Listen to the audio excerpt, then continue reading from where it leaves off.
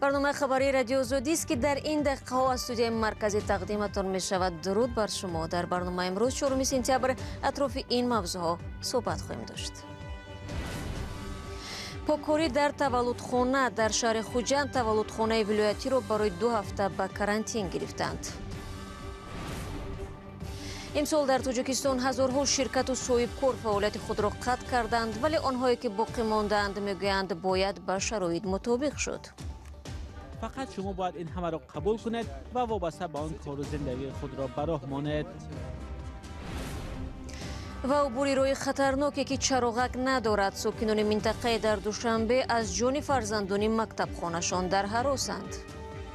همین من میفهمم که هر یک صد میتو پس نه بگذار همین حکومت کو کامera را بمونن. президенти тоҷикистон имрӯз ба шуморе аз кормандони ҳифзи ҳуқуқ мукофотҳои давлатӣ ва ба 13 нафар рутбаи генералӣ дод.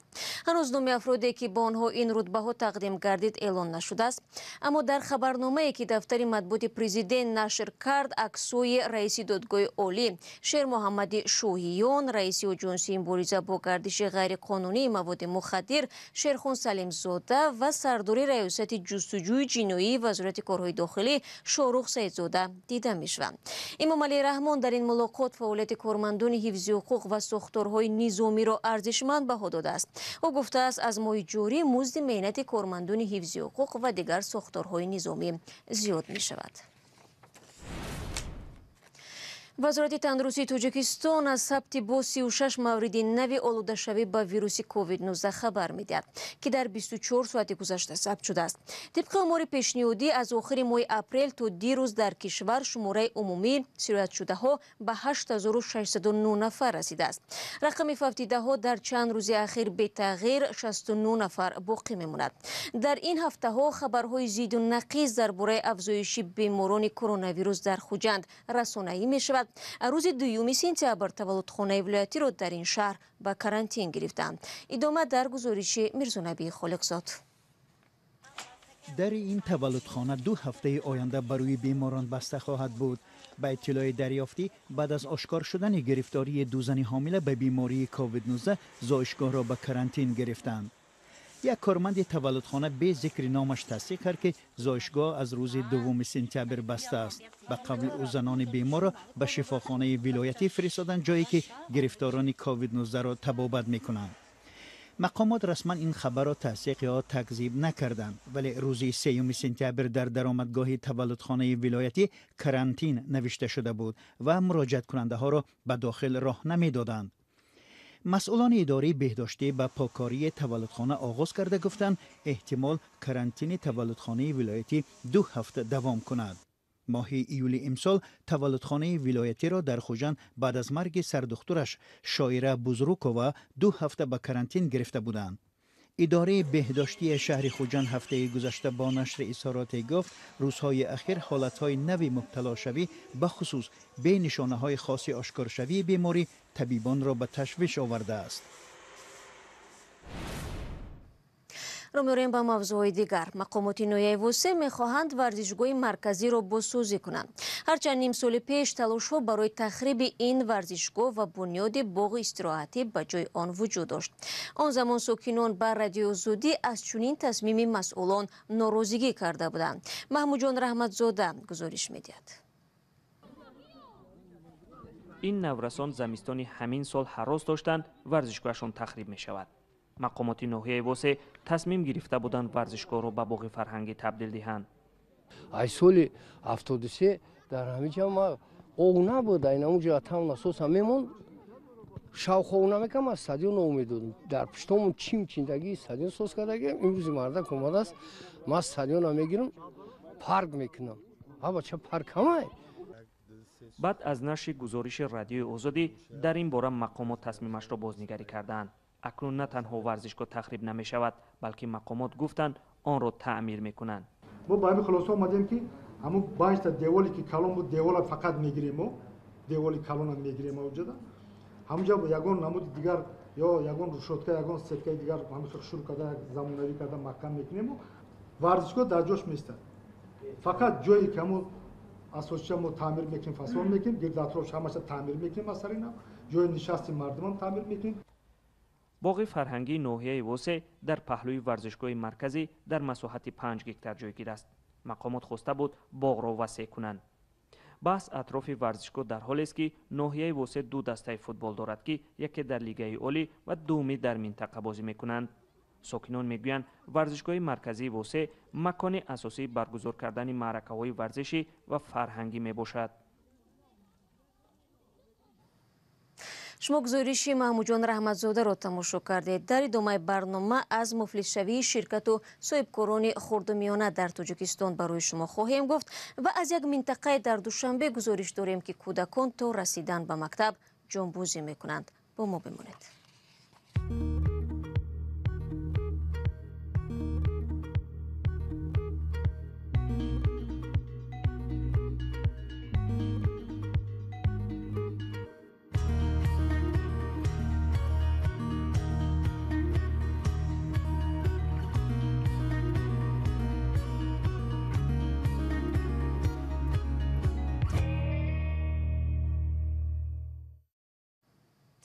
аз аввали соли ҷорӣ дар тоҷикистон беш аз 13 000 ширкати хурдумиёна тиҷорати худро қатъ карданд.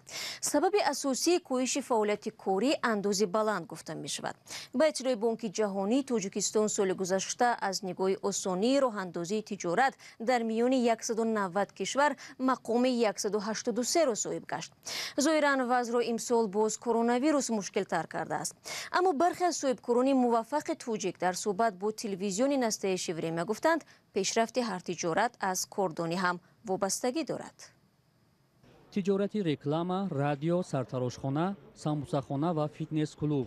соҳибкори тоҷик Шер Ҷурабоев дар кишвар чандин нави тиҷоратро ба роҳ монда муваффақ ҳам шудааст. аммо дар чанд вақти ахир ӯ бисёре аз тарҳҳои тиҷории худро қатъ карда ва қисмеро ҳам ба фурӯш гузошт. ин соҳибкори таҷрибадор мегӯяд дар баста шудани тарҳҳояш мисли дигарон мақомотро гунаҳгор намекунад.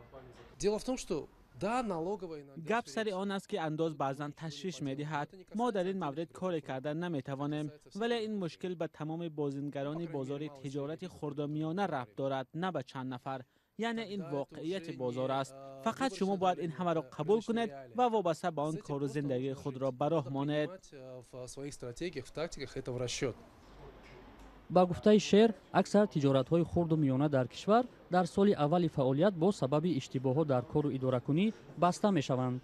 ин соҳибкор мегӯяд, ӯ ҳам вақте мебинад ки даромад нест ва кор пеш намеравад, тиҷораташро зуд мебандад. аксари ширкатҳое ки баста мешаванд аз аввал мурда таваллуд шуда буданд. мо бисёр вақт ба корхонаҳо маслиҳат медиҳем, стартапҳоро ташкил мекунем ва баъзан ҳатто ба деҳқонон кӯмак мерасонем. бисёре аз ширкатҳо аз аввал дар интихоби молу маҳсулот хато мекунанд, яъне ба маҳсулотҳое рӯ меоранд ки талабот надоранд. баста шудани ширкату тиҷоратҳо ин кори маъмулӣ аст. бозоршинос Элмас Бархонова мегӯяд ки тиҷорат дар Тоҷикистон хеле шахшуда ё беҳаракат аст ва аксар вақт соҳибкорон ба тағйиротҳои мухталиф дар бозор омода нестанд.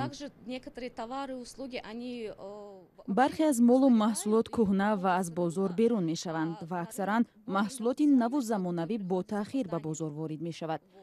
ҳамчунин дар пайи пандемия ки ҳоло тамоми ҷаҳонро фаро гирифтааст, молу хизматрасониҳое ки арзишашон баландтар аст, талабот надоранд. масалан, талабот ба тарҷума кам шудааст ва тарҷумонҳо акнун даромадӣ кам доранд. Фаридун Ҳодизода, коршиноси масоили сиёсӣ ва иқтисодӣ мегӯяд, мушкили аслии соҳибкорӣ дар Тоҷикистон андози баланд аст. У нас высокие налоги, это раз. Второе, очень трудно открыть предприятие, это два. дар воқеъ андоз хеле баланд аст. дуввум, таъсиси тиҷорат ва ё ширкат хеле мушкил аст. саввум, тафтишҳо хеле зиёданд. ҳатто вақте мегӯянд ки барои соҳибкорон аз андоз таътил дода мешавад, боз ҳам санҷишҳо идома мекунанд. ва чорум, ришваситонӣ. ҳар тоҷир бо мақсади кам нишон додани андози худ пора медиҳад.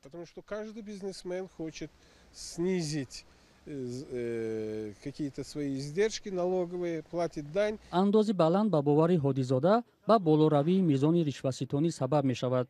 соҳибкорон мехоҳанд бо ҳар роҳ аз андоз бигурезанд. Если у вас оборот менее агар гардиши молу маҳсулоти шумо дар як сол аз 1 миллион сомонӣ камтар бошад, пас нишондодҳои шумо дигар аст. агар соҳибкореро тиҷораташ рушд кунад ва муваффақ шавад, онҳо ин маблағро тақсим мекунанд то аз андоз фирор кунанд. ба гуфтаи таҳлилгар, бояд сиёсати андоз тағйир дода шавад.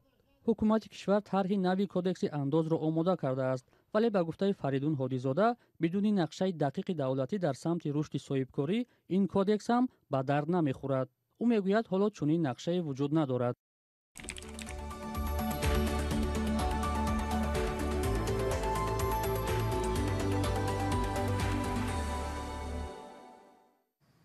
барномаи хабари радиои Озодиро идома медиҳам. дар роҳи мошингузари як гӯшаи душанбе набуди чароғаки роҳнамо боиси эҷоди хатар ба ҷони беш аз 2000 шогирдони мактаб гардидааст. раёсати бозрасии давлатии автомобилӣ мегӯяд дар фикри ҳалли ин мушкилот ҳаст, вале то он даме ки барои насби чароғак мувофиқа ҳосил мешавад, волидайн ва омӯзгорон аз омаду рафти кӯдакон дар ташвишанд. барои Юсуфӣ ин мушкилотро пайгирӣ кард. сокинони маҳаллаҳои атрофи бозори Балх дар ноҳияи рудакӣ мегӯянд, дар шоҳрои Душанбе ҳисор тӯли ҳар моҳ дар ин минтақа 3-4 садамаи нақлиётӣ ва ё пахш кардани пиёдагардон рух медиҳад. сабабро ҳам бо суръати баланд ҳаракат кардани нақлиёт ва итоат накардан ба аломати таъинкунандаи пиёдагузар медонанд. як бор не 10 бор мегузарам ами роҳи пешиход гуфту русо ягонаташ намеса то ки ма дастма набардорум мехе нахална мегузарам амихе ман кун мегунам меистан ва инҷа медони чанда башдаги авар шудаги чанда одам бурдаги гяташ грех рафт баъди 3 рӯз ёфтанд вая. дар ҳамин ҳол бо шурӯи соли нави таҳсил нигаронии волидон аз рафту омади фарзандонашон ба мактаб бештар шудааст, зеро теъдоди бузурги хонандагони 2 мактаб дар ин маҳал ҳар рӯз ин шоҳроҳи хатарнокро бояд камаш 2 дафъа убур кунанд. дуд як та инҷа як та поёнда 2 та мактабай уҷа мактаби нав шудагай дуи мактаб сарану охирон кӯчада уҷа ҳам бисёрай пешиход кашидаган серона ягон мошин ман намекунад ягон кашиса намекунад ина гузашти бо хатар ина хатар мегузаранд. устодони мактаби шумораи 56 ноҳияи рудакӣ мегӯянд, ташвиши онҳо аз рафту омади шогирдонашон аз ин роҳи пурхатар дар шафати бозори Балх зиёд аст. чанд маротиба шуд чунин ҳодисаҳо ки хонандагони мактаб зери садама гирифтор шуда буданд. мо ҳам саҳар вақти омадан ва ҳам пас аз оне ки мо ҷавоб метиҳем барои мо вазнин аст, зеро ки аз роҳи калон мегузаранд. кӯдакони ибтидоӣ ҳастанд, синфҳои ибтидоӣ ҳастанд. падару модарон на ҳама метавонанд ки омада аз роҳ гузаронанд. аз ин рӯ мо маҷбур ҳастем ки худи мо вақтамонро сарф карда кӯдаконро аз роҳ гузаронем. сокинон тақозо доранд ки барои ҳалли ин мушкил бояд дар чанд минтақаи сераҳолии маҳалли бозори Балх чароғакҳои роҳнамо ва камераҳои назоратӣ насб кунанд. ман ронандаам не ки ман ҳамин гапа гав мезанам ки ҳамин мана мефурама ки ҳар як сад метр пасда бигузор ҳамин ҳукумат ку камерара бимонанд. раёсати бозрасии давлатии автомобилии вазорати корҳои дохилӣ мегӯяд, аз мушкили роҳ дар минтақаи бозори Балх огаҳ аст ва барои насби чароғаки роҳнамо ба вазорати нақлиёт номаи расмӣ ирсол кардааст, зеро масъулияти таъмири роҳ ва иҷозаи насби аломатҳо ва чароғаки роҳнамо бар дӯши ин вазорат аст. вазорати нақлиёт гуфт тасмим доранд бо кӯмаки молиявии бонки осиёгии рушд дар рӯзҳои наздик чароғаки роҳнамо дар ин минтақаро насб кунанд. ва Федератсияи муҳоҷирони Русия аз мақомоти рус хостааст қарори додани сабукиё барои муҳоҷирон бинобар пандемияи коронавирус то 3 моҳи дигар дароз карда шавад. дар ин бора Вадим Кожинов, раҳбари Федератсия, дирӯз дар як муроҷиати видеоӣ хабар дод. Кожинов гуфт, аз моҳи апрел то имрӯз вазъият дар он кишвар кам тағйир кардааст, марзҳо ҳамоно баста ва мушкилоти муҳоҷирон боқӣ мемонанд. бинандагони азиз, барномаро дар ҳамин сониyaҳо ба поён мебарем ва ташаккур барои ҳамроҳ будан аз якояки шумо. то суҳбати баъдӣ метавонед чун ҳамеша зери нишони www.ozodi.org аз вебсайти радиои Озодӣ истифода бубаред ва наворҳои ҷолиб дар Озодӣ видео канали мо дар YouTube гузашта мешавад. дар 2 рӯзи оянда барои шумо азизон истироҳати хуб мехоҳам ва ман шуморо дар ҳафтаи нав мунтазир хоҳам буд. худо нигаҳдоратон.